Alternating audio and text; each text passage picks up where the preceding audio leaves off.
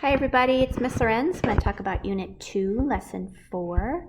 So this is our color mixtures problem. So we're going to be working with lots of different ratios here for looking at how the shade of the color changes or doesn't change based on what we do to the ratio. All right, so let's get started. So in the first one, I'm talking about taking a mix of 5 to 15, blue to yellow. And the first thing you had to do is draw a diagram of what that ratio might look like. But let's get to the second part, where we're talking about if doubling that original recipe keeps the mixture the same color. So what we have is we have a ratio of 5 to 15. So I want us to look at those numbers for a second. If you're looking at the 5 and 15, you recognize that 5 is a factor of both 5 and 15. So we could divide both the 5 and the 15 by 5. Let's do that. And we end up with a ratio that's equivalent, which is 1 to 3. So remember, since it's an equivalent ratio, we're going to have the same shade of color.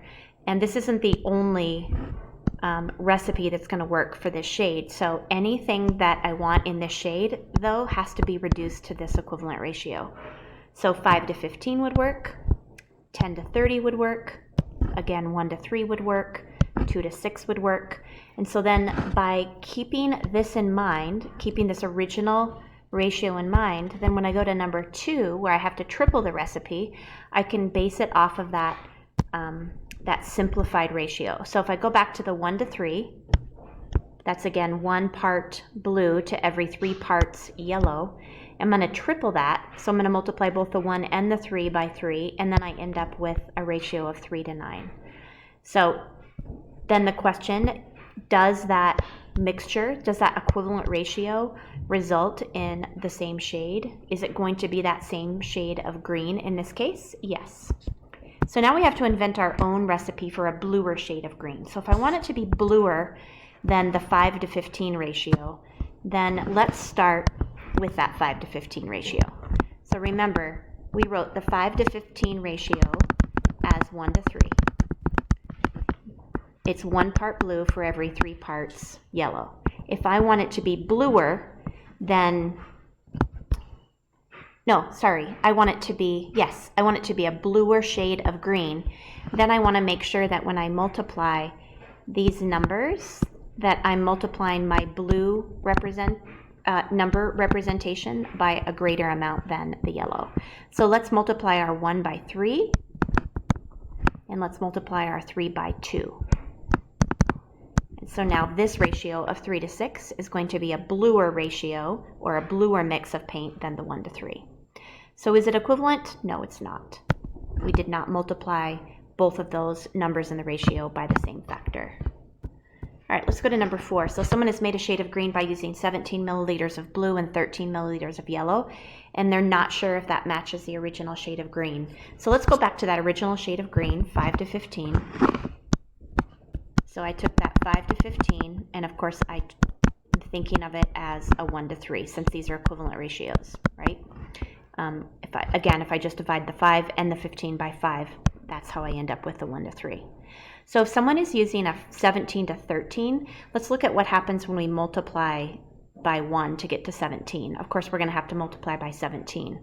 But then if we multiply our 3 by 17, we don't get 13, we get 51. So it's not the same shade as the original shade. In fact, we have to multiply more than just one of the numbers by that same factor. All right, last one is the recipe for perfect purple. So Jada mixes 24 milliliters of blue with 9 milliliters of red, and Andre mixes 16 milliliters of blue with 9 milliliters of red, and we have to decide which of those recipes matches our perfect purple, which is 8 milliliters of blue and 3 milliliters of red. So you can see that I've started with that original ratio, 8 to 3. You'll notice that Jada's, we're multiplying both the 8 and the 3 by 3, because 8 times 3 is 24 and 3 times 3 is 9. So she ends up with a perfect purple that matches or is an equivalent ratio with the same 8 to 3 that we started with. Whereas Andre, if he multiplies his 8 by 2, he can get a 16, but then he would have to multiply his 3 by 2 to get 6, and he didn't. He multiplied his 3 times 3. So now he has more, what would this color be? Red. He has more red than he needs in this purple mixture, so it's more of a reddish purple. not the perfect purple that we're going to. All right, and then lastly, we have to find another combination of blue and red that will result in that perfect purple. So here, you guys, all you have to do, here we have our 8 to 3. All we're doing is we're gonna multiply by any factor that we wanna multiply. So 8 times 2 is 16, so 3 times 2 is 6. There's another equivalent ratio that results in the same shade. Or maybe we wanna multiply both those numbers by 4, and we get 32 to 12. Or maybe we wanna multiply both by 5, 40 to 15. You can see that we could keep going forever to get ratios that are going to result in that same shade. All right, I hope that was helpful. Thanks for watching.